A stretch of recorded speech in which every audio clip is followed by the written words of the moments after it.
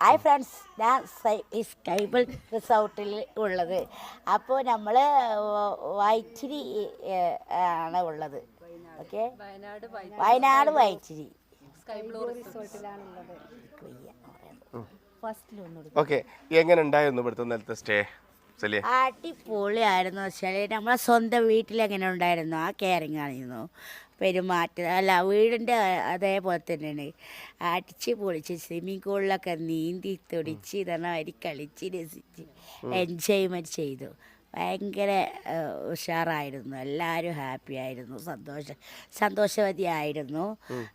ഇനി ഞങ്ങൾ ഇങ്ങനെ വയനാട്ടിലേക്ക് വരണം എന്നുള്ള ഒരുപാട് ആഗ്രഹമുണ്ട്. എനിക്ക് പല സ്ഥലങ്ങളും കാണാനുണ്ട്.